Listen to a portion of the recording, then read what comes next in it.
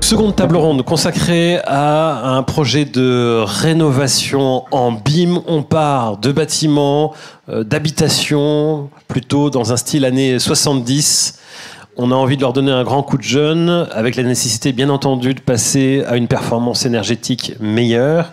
Et on a un peu plus de 400 logements à travailler. Chacun quand même différent, même si on a évidemment des répétitions dans ces types d'habitations.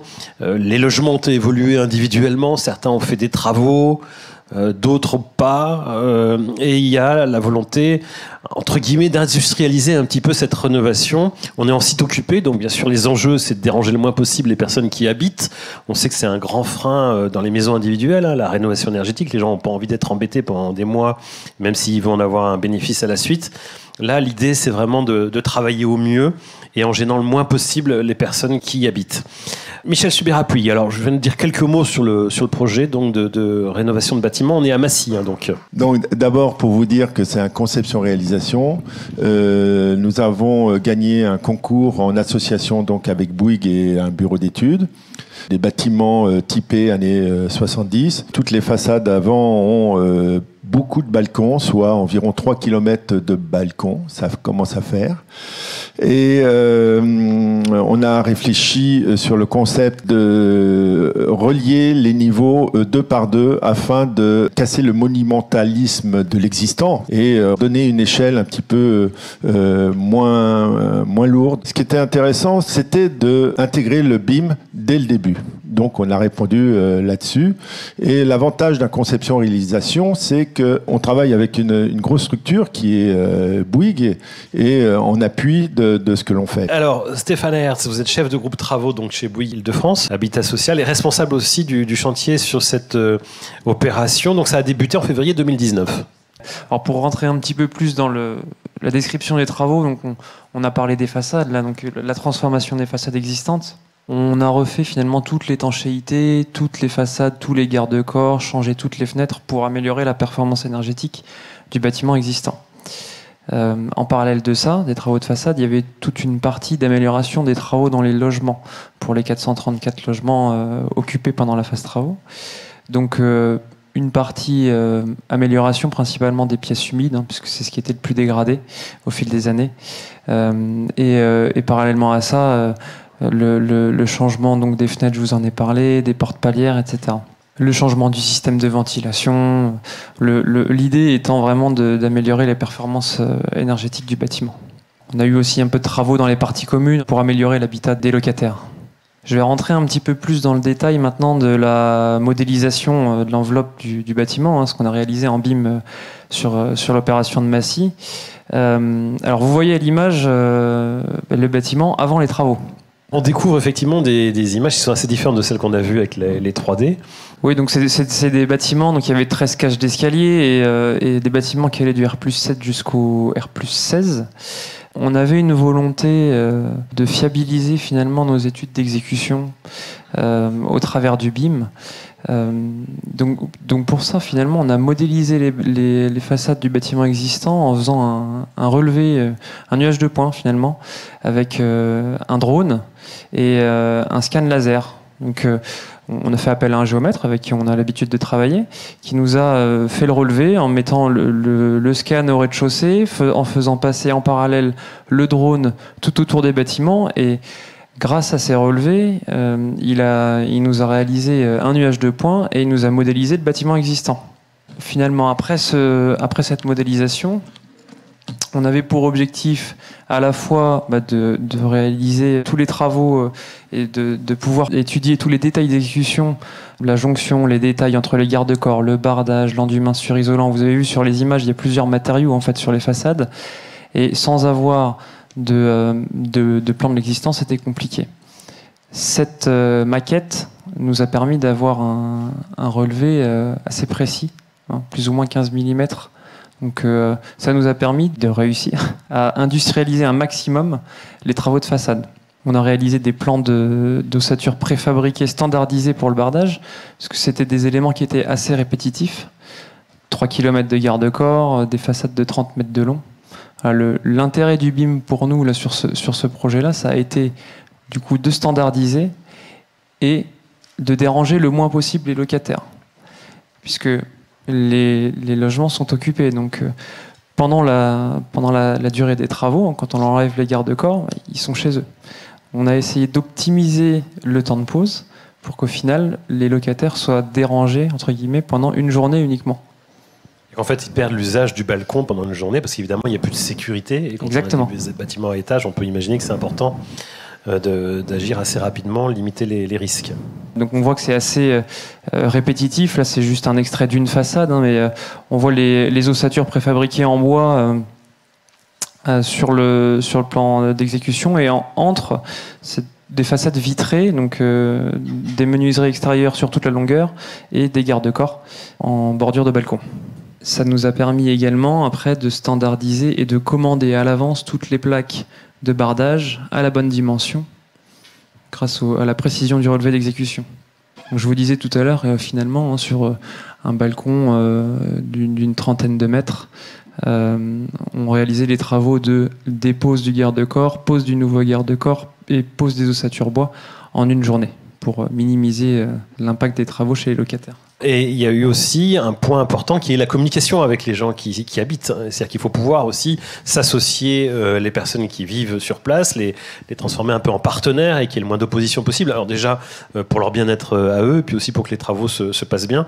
Et pour ça, vous avez réalisé un logement témoin. Vous avez été sur une vision numérique de ce que ça pouvait donner. Et du coup, permettre aux personnes de se projeter un peu dans les atouts, les avantages, les bénéfices. Sébastien Curté, vous êtes responsable du numérique. Tout à fait. Du coup, pour le logement témoin, l'idée, c'est qu'on a des résidents qui parfois ne peuvent pas forcément se déplacer ou aller visiter ce logement. Donc le but, ça va être de numériser le logement pour en faire un atout pour la communication. Cette numérisation nous permet également de récupérer un nuage de points de l'appartement pour éventuellement des modélisations futures. C'est un appartement témoin réel qui est réalisé et pour faire la communication avec les résidents, nous avons rajouté l'ensemble des informations du projet avec les différentes fiches techniques, soit de la menuiserie, soit des volets, soit les fiches techniques des mitigeurs de l'évier, avec les différentes informations du projet. Sur une autre pièce, vous aviez plusieurs choix de sol souple et du coup, l'ensemble des choix était numérisé avec les différents rendus qu'on pouvait avoir. Le but étant, pour les résidents, de pouvoir accéder à cette visite virtuelle avec un QR code ou depuis l'accès d'un site internet, de manière à aller voir un logement témoin avec la réalisation de ce logement. Donc on a aussi ouvert les gaines pour montrer l'ensemble des tuyaux à l'intérieur. Et donc sur chaque petite pastille, vous avez des informations. On est allé un petit peu plus loin sur les opérations suivantes en rajoutant des tutos vidéo à destination des locataires avec l'ensemble des explications du logement. Comment fonctionne le thermostat, comment fonctionnent les entrées d'air. C'est ce que vous allez voir ici sur une autre opération où sur chaque pastille, il y a une vidéo qui va se lancer avec le réglage, par exemple, le fonctionnement des têtes thermostatiques, le fonctionnement de la VMC, en plus de rajouter les fiches techniques. Ça, c'est un point important parce qu'on s'aperçoit effectivement que dans la performance énergétique des bâtiments, une fois qu'ils ont été rénovés, réhabilités, ce qui peut faire chuter les performances quand on fait les bilans a posteriori, c'est quelquefois le mauvais usage des équipements. Donc il y a effectivement un enjeu de communication auprès des locataires pour qu'ils puissent s'approprier le fonctionnement des outils nouveaux qui sont dans l'appartement, qu'ils puissent bien faire les réglages. Et ça, c'est vrai que c'est un aspect important si on veut tenir les objectifs de performance énergétique. Donc ça, voilà, on se promène à l'intérieur du bâtiment et on voit tout ça. Vous avez transmis des QR codes aux locataires, en fait. Hein, c'est ça, c'est-à-dire qu'en fait, on évoquait les fameux smartphones qui sont dans les poches sur les chantiers des ouvriers, qui peuvent ainsi aller consulter les éléments numériques, mais ça vaut aussi pour les habitants qui, avec ce simple QR code, se retrouvent sur un site dédié et qui leur permet de voir ce qu'on vient de voir. Exactement, avec les nouvelles technologies, les smartphones, tout le monde bénéficie ou a en général un smartphone et du coup ça s'est démocratisé. Les QR codes avec l'époque de pandémie qu'on a pu connaître, sont aussi un usage qui se sont démocratisés. Et du coup, maintenant, finalement, scanner un QR code, c'est devenu un acte du quotidien. Et en scannant ce QR code, donc qui est à disposition dans les logements, eh bien, on a un mode d'emploi numérique du logement qui permet effectivement de mieux accompagner les résidents dans la future utilisation du logement au bénéfice des performances également thermiques et d'économie d'énergie. Vous m'avez dit qu'il y a sur les portes des appartements, il y a des systèmes de QR code pour que les équipes, là on parlait des locataires, mais aussi pour que les équipes qui vont venir en rénovation des appartements puissent savoir qu'est-ce qu'il y a à faire dans chaque logement. C'est-à-dire qu'on a les équipes qui interviennent, arrivent, prennent le QR code sur la porte du logement et voient très précisément les attendus. Exactement, on a parlé tout à l'heure de la transmission d'informations, de savoir aussi passer le relais, et du coup les entreprises qui exécutent ne sont pas forcément des spécialistes du BIM. Le plaquiste, le menuisier n'a pas Revit et n'a pas un ordinateur à portée de main. Par contre, il a un smartphone. Et du coup, en lui mettant à disposition des informations issues de la maquette avec des QR codes à l'entrée des logements, par exemple, on peut démarrer des interventions et puis faciliter la transmission des plans, la transmission de certaines informations et la remontée des données pour le DOE. C'est ce qu'on va voir ici, comment aller un petit peu plus loin avec la data. Donc, par exemple, sur une opération sur P19 Belleville, le stockage des informations a été réalisé dans la maquette numérique. C'est-à-dire que les équipes travaux remplissent les états des lieux et les fiches travaux avec un logiciel. Le BIM Manager récupère l'ensemble de ces infos et vient les ajouter à la maquette. Donc ici, vous avez un exemple de maquette, et plutôt que de modéliser précisément l'ensemble de toute la maquette sur un chantier de réhabilitation, on est venu y associer en fait des modules, et c'est dans ces modules qu'on vient finalement stocker les informations du logement. Donc en fait, on a couplé le BIM et la data, et dans les boîtes, on vient stocker les différentes informations.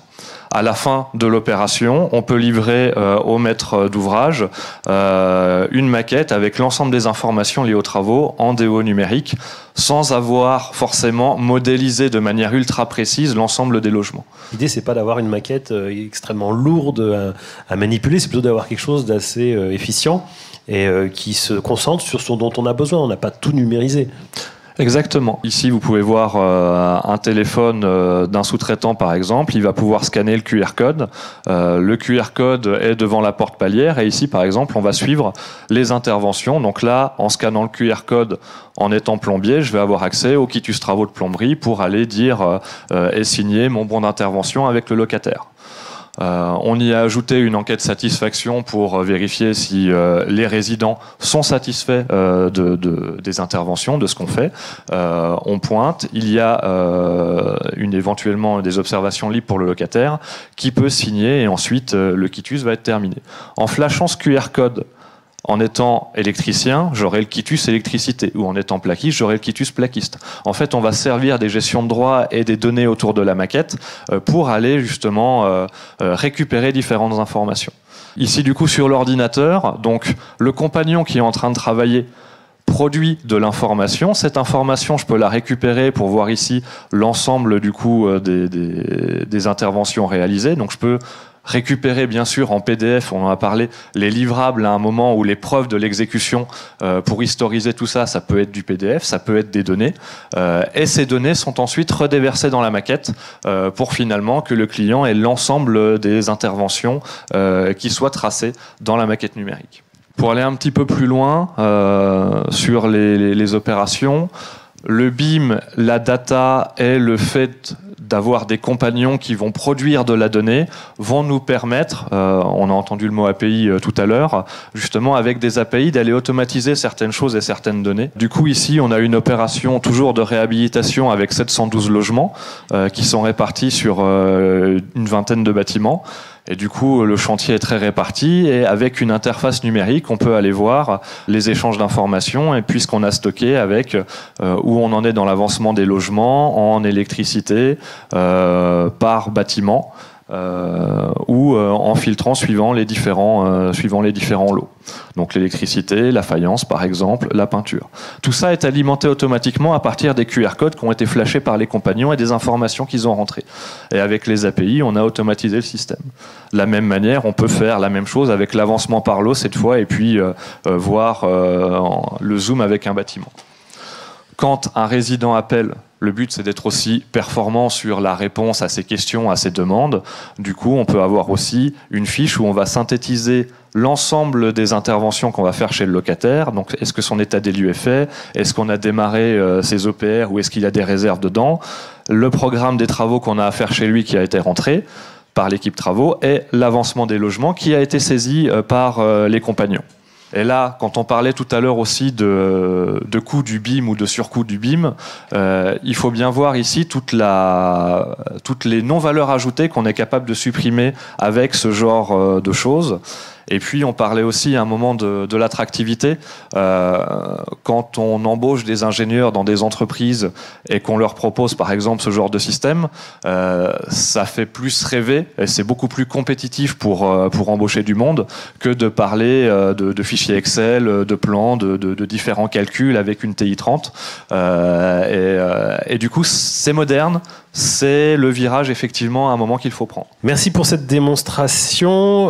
Alors, c'est vrai que c'est une approche très techniciste, on va dire. Frédéric Pétard, on a vu quelque chose qui fonctionne bien avec des QR codes, etc. Moi, je voudrais qu'on revienne quand même à la question des relations. Alors, on imagine que pour les locataires, c'est du plus. Je voudrais qu'on revienne à la question des relations avec les entreprises. Comment c'est perçu par les entreprises qui sont associées à cette rénovation, si on prend le cas de Massy? Quelles sont les relations que ça tisse et qu'est-ce que ça change? Est-ce que c'est bien reçu déjà pour commencer? Alors, moi, je pense que le BIM, déjà, il ne doit pas s'arrêter à la modélisation, mais vous l'avez vu là, le data de ce qui se passe autour est important. La deuxième chose, c'est qu'on doit répondre à une volonté du client. Voilà, et faire en sorte que nos clients aient envie et comprennent que tout ça, ça va leur permettre d'avancer, de pouvoir maintenir leur bâtiment. Et nos clients, ils ont aussi des clients. C'est-à-dire que l'on fasse de la réhabilitation en site occupé, que l'on fasse du neuf pour des gens qui achèteront un appartement ou qu'on fasse, je ne sais pas, quel autre bâtiment, pour la SNCF par exemple. Voilà. On doit toucher l'utilisateur et ça, c'est important. Du coup, les entreprises, si on prend pour les façades, elles y trouvent quoi ? Elles y trouvent premièrement quelque chose qui est géré dans le planning. Et la meilleure façon pour une entreprise de gagner de l'argent, c'est de pas perdre de temps. La deuxième chose, c'est qu'on arrive maintenant, par le biais de la maquette, à pouvoir réaliser des plans d'exécution sur un bâtiment en réhabilitation où on va pouvoir faire fabriquer en usine, industrialiser. Et encore une fois, ce qui est fait en usine et ce qui est fait ailleurs est bien fait et ça arrive palettisé au bon moment, au bon endroit. Et voilà, donc tout ça, c'est ce qu'on arrive à faire gagner aussi à nos entreprises. On n'a pas forcément des entreprises équipées, mais comme le disait Sébastien, on doit aider en tout cas nos entreprises à s'y mettre et à faire en sorte de leur faire comprendre qu'ils ont tout intérêt à s'y mettre. Donc la meilleure façon, c'est d'y aller petit à petit. Et je pense que sur chaque projet, l'erreur à ne pas faire, c'est de vouloir tout faire. C'est-à-dire que on peut imaginer quand on est au 10e étage, on n'a pas très envie de Pour vous tailler, donner un exemple, quand on fait un immeuble neuf, nous aujourd'hui dans notre groupe, on ne sait plus travailler sans le BIM parce que tout part de la maquette. Notre chiffrage, nos quantités, notre organisation, nos plans. Et après, si on a traité nos plans de sécurité, nos plans d'exécution, voilà. En comment on fait pour éviter, c'est différent. Alors vous êtes Bouygues, c'est quand même une grosse entreprise. Comment on fait pour éviter la rupture numérique avec des entreprises de petite taille que vous allez embaucher finalement, solliciter, et pour qu'elles puissent bien collaborer avec vous? Comment on évite de créer un fossé entre une grosse structure comme la vôtre qui est très effectivement coutumière du BIM et des entreprises qui sont moins coutumières? Éviter la rupture, c'est de les accompagner, tout simplement. On doit les aider, on doit les former, au même titre d'ailleurs qu'on passe aussi un peu de temps à aider nos maîtres d'œuvre pour ceux qui en ont besoin, nos clients. Donc voilà, c'est un partenariat qu'on doit avoir avec eux. et puis de regarder avec eux, donnant, qu'est-ce qu'ils ont besoin et qu'est-ce qu'on peut leur apporter, ça c'est important. Et les QR codes, par exemple, sur les portes des appartements, ça a été bien reçu par les entreprises, le fait de savoir justement ce qu'il faut faire, ou est-ce qu'il y a un peu une automatisation, une industrialisation qui change leurs habitudes Alors, du coup, je vais répondre sur cette question parce qu'on est en pleine formation d'entreprise sur le sujet. La plupart, ils perçoivent un gain de temps parce que du coup, le QR code est assez simple et ils peuvent justement accéder aux informations. On a des chantiers où on ne les avait pas déployés qui nous ont rappelé en disant finalement, mon plaquiste, il me demande tout le temps les plans avec les QR codes. Est-ce qu'on peut faire un QR code par niveau? Et puis, il a les plans de placo de l'étage. Et finalement, chacun y trouve son compte, mais c'est effectivement de la confiance, de la pédagogie, de l'accompagnement et de la formation sur leur terrain pour le montrer comment utiliser la maquette depuis un viewer sur le téléphone, comment récupérer différentes informations. De la même manière qu'un BIM manager avec les entreprises pour coordonner tout ça au démarrage, en phase travaux, il y a des formations pour montrer aux sous-traitants comment utiliser l'application, comment s'y connecter, et ils y trouvent plutôt un intérêt. On se rend compte qu'ils s'y mettent, c'est-à-dire nos chefs de chantier, aujourd'hui, rentrer dans une maquette numérique, il y a 10 ans, c'était pas possible. Ils commandaient par téléphone, alors peut-être un peu plus que 10 ans, et aujourd'hui, plus rien ne se fait sans le numérique. La moindre commande, voilà. Donc, on se rend compte que ça évolue et qu'on va finir par y arriver à ce que chaque compagnon puisse, en tout cas, se servir d'une maquette numérique sur le chantier via les outils numériques qui sont de plus en plus abordables et en tout cas plus en plus sophistiqués, mais de plus en plus faciles à se servir. Michel Subirapuig, vous vouliez réagir, vous avec votre vision d'architecte? Oui, mais d'une part, on parle beaucoup des entreprises qui facilitent un petit peu le travail, mais il ne faut pas oublier le maître d'usage, celui qui y habite. Quand on parlait de plus de 400 logements, ça veut dire presque 2000 personnes qui y habitent à cet endroit-là. Donc, les prendre en considération, on intervient chez eux. On parlait tout à l'heure aussi des salles de bain que l'on refait entièrement. Il faut les informer, leur expliquer. Et ce BIM, ce système proposé, est aussi un moyen pour leur expliquer. C'est-à-dire c'est à la fois l'entreprise, mais aussi l'habitant. Et notre travail pour bien réussir une réhabilitation en milieu... Enfin, c'est pour des bailleurs sociaux, hein, c'est des logements sociaux. Donc, faut leur expliquer. Et effectivement, l'approche avec le QR code, nous, on n'a pas eu cette chance-là d'avoir le QR code, mais ça aurait été un élément positif pour qu'ils sachent chacun ce que l'on fait dans leur logement. Mais pour savoir ce que l'on fait dans leur logement, il y a encore le facteur humain, c'est que leur équipe et nos équipes, on va dans chacun des logements au début. On va les visiter, prendre les informations. Et ces informations, on les transforme en numérique. On les numérise. Donc c'est pour vous dire, il y a cet élément-là qu'il faut prendre en considération. Je sais que par retour des habitants, ils se sont appropriés le bâtiment, l'image, le fonctionnement. Ça, c'est très positif pour nous. On a un super retour là-dessus. Et le problème que l'on a, ça fait partie, j'en parlais au départ, qui est un concours où à la base du concours, on nous a demandé de le faire en BIM. Après, on leur donne une maquette numérique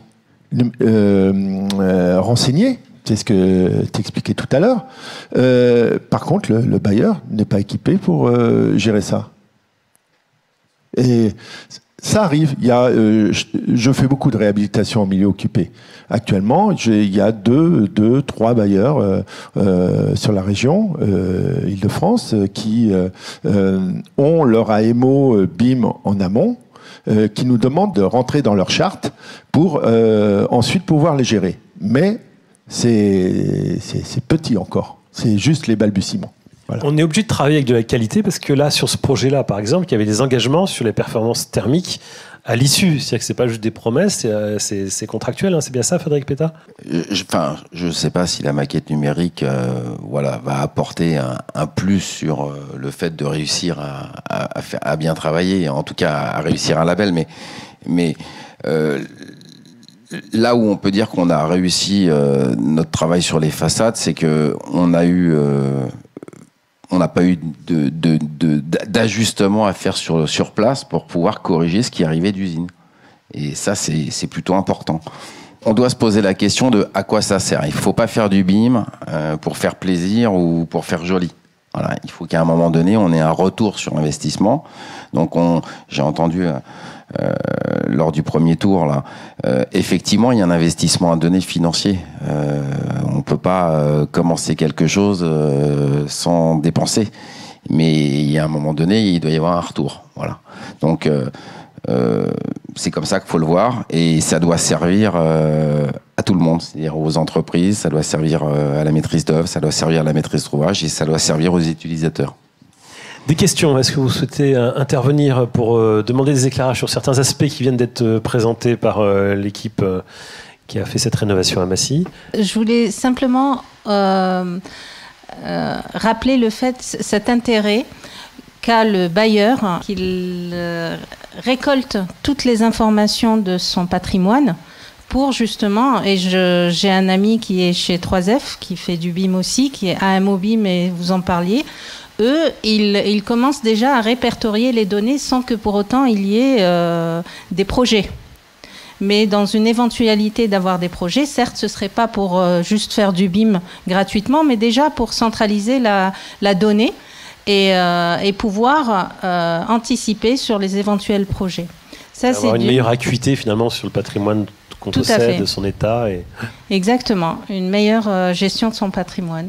Et c'est très appréciable et imposer cette rigueur à ses partenaires est très important pour toutes les raisons qu'on connaît, gain de temps, de coûts, tout ça c'est important. Alors ma question maintenant c'est par rapport à comment contractualiser avec vos partenaires, parce que tout découle de là. J'ai entendu que le cahier des charges au départ intégrait la compétence BIM.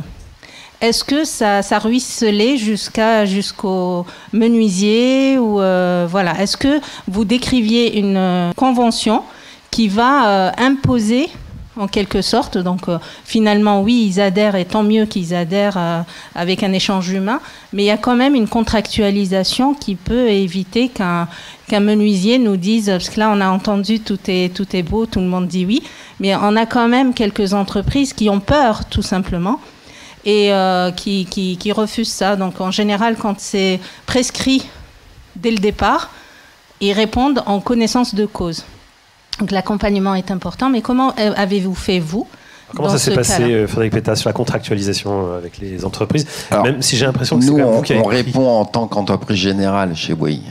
Du coup, on se donne le droit de mener les études nous-mêmes et de les donner à des entreprises pour qu'elles réalisent. Voilà. Donc, on n'a pas obligé, en tout cas, les entreprises à le faire. Et puis, si jamais on voulait le faire, on n'y arriverait pas. Donc, cependant, on les accompagne pour que sur les prochains projets, ils puissent se dire oui, demain je vais faire ça, demain je vais faire ça, voilà. Mais on n'avait pas cette obligation contractuelle de la part du maître d'ouvrage de prendre des entreprises qui allaient s'inscrire dans le BIM. On avait l'obligation que nous, entreprise générale et maîtrise d'œuvre, dans le cadre de la conception-réalisation, on soit inscrits dedans. Voilà. Là, c'est vrai que c'est un cas où vous avez pris en charge beaucoup vous-même, finalement, le BIM, et ensuite c'est répercuté. Comme mais on le fait beaucoup en entreprise générale. Très simplement. Est-ce qu'il y a d'autres questions, remarques? Oui. Oui, moi j'ai une question pour l'entreprise Bouygues. Est-ce que sur la seule opération de Massy, là j'ai bien compris 400 logements à peu près, le choix que vous avez fait de faire l'opération avec le BIM a donné des surcoûts liés au BIM, mais est-ce que vous les avez récupérés par les gains de productivité, par la qualité ou est-ce que ça reste un investissement qui s'amortira au-delà de cette opération? Alors la modélisation des façades, c'est sûr que ça nous a permis de réduire les coûts et voilà. En fin de compte, c'est ce que je disais tout à l'heure, il ne faut pas imaginer décider faire toutes les opérations de la même manière en y mettant la même énergie, les mêmes moyens. Parce qu'on ne peut pas mettre autant d'énergie dans une opération de 3 millions, enfin autant de BIM dans une opération de 3 millions d'euros que sur des opérations de 80 ou 100 millions que je peux aussi réaliser avec mes équipes. Et du coup, il faut que ça soit adapté. Il faut que ça soit adapté à ce qu'on va réaliser. Voilà. Sur du site occupé, faire du BIM pour aller faire de la faïence au-dessus d'une baignoire, je pense que ça n'a pas d'intérêt. Et que le seul intérêt, c'est de pouvoir, pour en tout cas notre client, savoir exactement et avec précision les travaux que nous avons réalisés dans tel ou tel logement. Et j'ai vu ça aussi tout à l'heure. Aujourd'hui, on fait un état des lieux, on décide des travaux qui seront faits ou pas faits, parce que il y a un programme de base, et puis quand on fait les états des lieux dans les logements, on se rend compte que finalement, il y a des travaux qui ne seront pas faits ou qui seront en surplus, et on peut, via la maquette numérique, maintenant, effectivement, dire à notre client presque avec immédiateté, bah voilà, on décide ça dans tel logement, voilà le nouveau prix du logement. Vous nous témoignez aujourd'hui que le BIM facilite votre tâche. Est-ce que quand vous communiquez votre offre commerciale à votre client, vous intégrez cette partie BIM? Est-ce que c'est un coût supplémentaire, ou est-ce que, puisque ça vous facilite la tâche tout bêtement, est-ce que ça ne serait pas un coût comme de la manière classique? On a des standards qui sont intégrés à notre entreprise et notre manière de faire aujourd'hui. Je le disais tout à l'heure, sur un ouvrage neuf, systématiquement la maquette est faite. Soit elle est reprise de la maîtrise d'œuvre, soit elle est même refaite pour qu'on puisse, en tout cas, la mettre à contribution, nos services méthodes, nos services exécution, thermique, acoustique, parce que tout est fait sur la base de la maquette. Donc ça, oui, c'est forcément dans notre prix, c'est forcément dès le départ. Voilà. Après, si on a une particularité que le client souhaite et qui n'est pas dans notre standard, ben, on va la chiffrer à part et dans notre mémoire technique, elle sera décrite comme une prestation non standard. Ça va dépendre essentiellement aussi de la matière d'œuvre entrante qu'on a, dans le sens où, dans le process de l'ingénierie, on a parlé dans la première intervention de gabarits. On a des gabarits finalement en entreprise générale qui sont parfois plus lourds que ce qu'on peut trouver pour justement faire fonctionner tout notre processus d'ingénierie, et parfois sur des maquettes qu'on nous livre en phase conception-réalisation ou appel d'offres. En fait, on va les refaire et repartir de zéro parfois parce que du coup, elles ne correspondent pas aux gabarits. Et ce surcoût-là, pour le moment, on a encore du mal à venir l'amortir, et c'est à force de faire progresser par les normes et par des valeurs communes qu'on va arriver à avoir cette optimisation-là. Mais pour le moment, il y a des fois où effectivement on a une maquette numérique, on a des données et on va repartir de zéro parce qu'en ingénierie, notre gabarit finalement est trop compliqué pour tout remettre au gabarit, donc on va repartir de zéro pour tout la refaire. Et là, du coup, on perd un certain intérêt au démarrage. Et c'est là où on a encore de l'énergie et où les normes sont les bienvenues pour justement réduire, éviter ces problèmes-là. Ouais. Mais quand même, c'est quand même dommage de devoir refaire. C'est pour ça que et l'intérêt pour vous dans le cas de conception-réalisation, c'est que vous êtes au contact de votre client et de ce cahier des charges dès le départ. Si vous avez dit que vous-même avez fait une commande au géomètre. Voilà, en fin de compte, il y a 3 modes de dévolution. Nous, on fait du développement immobilier, on fait de la conception-réalisation et on fait de l'appel d'offres pur et simple. Et je vais m'arrêter à ce que je connais. Je fais que du logement chez Bouygues, chez Habitat Social, et donc particulièrement pour des bailleurs. Et c'est vrai qu'en développement immobilier, par exemple, on ne refait plus les maquettes. C'est nous qui choisissons l'architecte. Du coup, voilà. Sur la conception-réalisation, bon, mais ça, entre ce que l'on faisait il y a ne serait-ce que 5 ans et au point où on en est aujourd'hui, on a quand même énormément avancé. Voilà. C'est pas fini. En appel d'offres, là, on récupère un dossier d'un appel d'offres sur lequel on a répondu. Donc, là, on n'y peut rien si on est obligé de tout refaire pour que notre système puisse fonctionner. Aujourd'hui, on commande nos matériaux via la maquette. Les quantités ressortent de la maquette. On fait ressortir si c'est une porte gauche, droite, si on a une huisserie de 18, de 20. Enfin voilà, tout commence à sortir de la maquette. Demain, en termes de logistique, pareil, tout va sortir de la maquette. On y est là. Donc, en tout cas, nous, on a besoin d'avoir effectivement une maquette qui fonctionne dont on soit sûr. C'est quand même important de le souligner parce qu'on parle souvent des problèmes d'interopérabilité qui existent. Effectivement, il y a des logiciels qui dialoguent mal entre eux, mais c'est quand même souvent quand on refait des maquettes pour se sécuriser son périmètre à soi. On l'évoquait un peu dans la première table ronde, c'est comment on fait pour avoir des outils à disposition, ce qui sont ceux qu'on veut, ceux qu'on a besoin d'avoir pour justement tous les bénéfices que vous venez d'expliquer, et puis aussi pour sécuriser sa prestation à soi, c'est-à-dire être dans un univers contrôlé, on va dire. Il y a aussi un problème de responsabilité. Nous sommes maîtres d'œuvre. Eux, ils sont exécutants, mais la maquette que l'on propose, que l'on met à disposition, si par exemple on est moins précis dans le garde-corps ou de telle ou telle chose, ils peuvent pas se retourner contre nous. C'est à eux de reprendre les éléments pour être vraiment précis là-dessus. Donc il y a des problèmes d'assurance, de responsabilité. C'est la difficulté d'un conception-réalisation.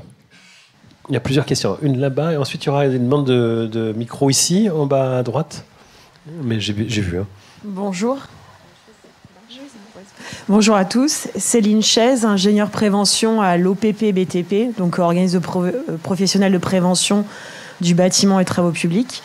J'avais une question pour les deux parties, donc architecte et Bouygues Bâtiment Habitat Social. Comment est-ce que vous intégrez la prévention dans vos projets avec le BIM ? Alors, je peux déjà répondre en tant qu'entreprise générale. Sûreté, ouais. Du coup, on en a parlé. On a les maquettes qui sont soit produites par les maîtres d'œuvre, soit produites en interne. Et du coup, les plans des méthodes et les modes opératoires sont réalisés avec ces maquettes. Il y a quelques années, on avait finalement des modes opératoires en 2D.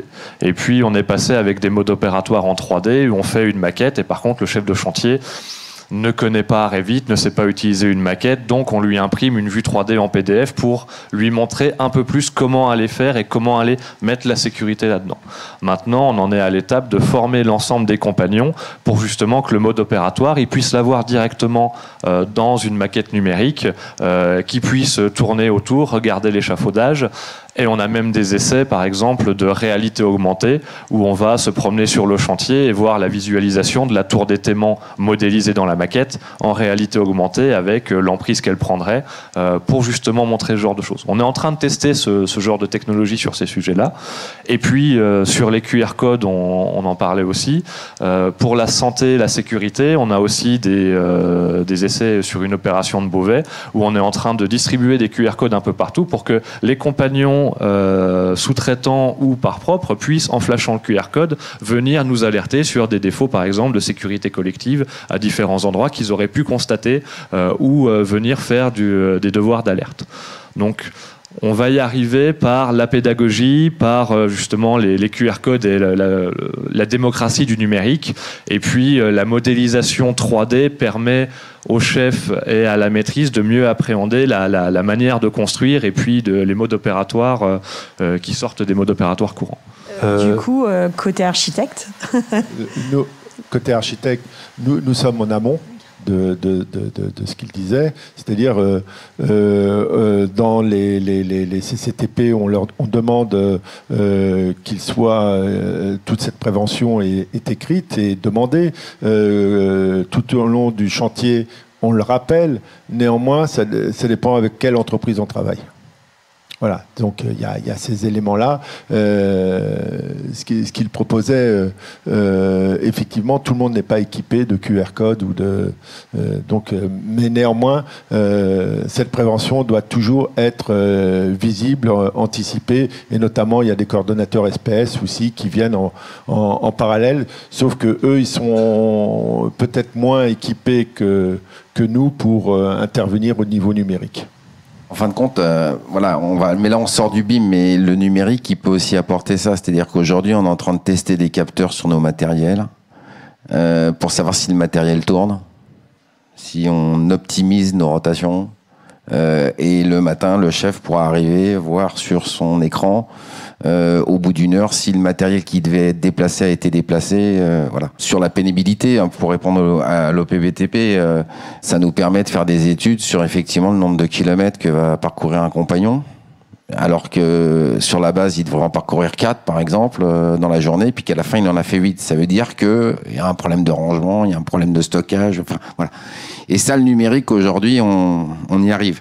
Demain, on aura des portiques sur les chantiers où un matériel arrivera, il sera automatiquement, pas scanné, mais détecté, et on saura s'il est arrivé sur le chantier, s'il en est reparti. Voilà. Enfin, donc, on avance, on pousse énormément de choses, mais voilà, c'est pour donner un parallèle au BIM d'avant, le BIM d'aujourd'hui, et ce qu'on peut en globalement, et le numérique de ce qu'on peut en globalement, tirer. c'est une industrialisation. C'est une industrie. Clairement, c'est ça. Vous vouliez intervenir, monsieur? Bonjour, Didier Valem, FFB. Sur l'opération de Massy, donc la démarche BIM a été initiée de manière contractuelle par le maître d'ouvrage. Si la démarche BIM n'avait pas été clairement un des attendus de la consultation de maîtrise d'ouvrage, les approches auraient, DO mis à part, les approches numériques et BIM auraient été foncièrement différentes sur le projet. Au moment du projet, et deuxième question, riche de retour d'expérience de ce projet pour d'autres projets équivalents? Alors, je pense pas. Parce qu'en fin de compte, on fait très attention contractuellement à ce qu'on doit. Mais aujourd'hui, je pense que sur la plupart de nos projets, on en fait plus que ce que l'on doit, en termes de BIM et en tout cas d'accompagnement numérique. Alors en fin de compte, chaque projet a son lot de tests et son lot de retours d'expérience. Et du coup, soit ça amène à un changement dans le cadre de notre entreprise, à un changement de process, où on va décider que tous les projets maintenant vont comporter telle ou telle chose, ou alors on va retester pour être sûr qu'effectivement on puisse globaliser. En tout cas, si on avait à refaire le chantier de Massy, c'est évident que pour les façades, on referait la même chose. Voilà, ça c'est sûr. Pour rebondir et donner un exemple, les QR codes, le chantier de Massy était dans les premiers essais avec les QR codes. Ce qu'on a montré ensuite a été généralisé et commence à se généraliser sur d'autres chantiers. De la même manière, le fait de faire une visite virtuelle pour le locataire en pédagogie, finalement, on le systématise chez Habitat Social sur l'ensemble des opérations pour proposer justement un livret numérique de mode d'emploi et du cas d'usage. Donc effectivement, on déploie des choses parce que ça permet déjà socialement de mieux expliquer le logement, de mieux l'expliquer au locataire, et puis pour le bailleur d'avoir derrière la possibilité également de venir rajouter son règlement intérieur, rajouter différentes choses dessus pour que ça vive derrière. Et c'est quelque chose qui finalement a été testé sur Massy, plaît énormément et qu'on conduit sur d'autres opérations. Merci beaucoup Michel Subira-Puig, Stéphane Hers, Sébastien Curté, Frédéric Pétard. On peut vous applaudir effectivement. Merci d'avoir pris le temps de préparer cette synthèse et de nous expliquer ce qui s'était passé à Massy. Les clés ont été remises en septembre dernier. Ça se passe bien, les locataires sont contents et on peut espérer qu'effectivement ils vont payer moins de factures énergétiques et c'est quand même un argument qui pèse.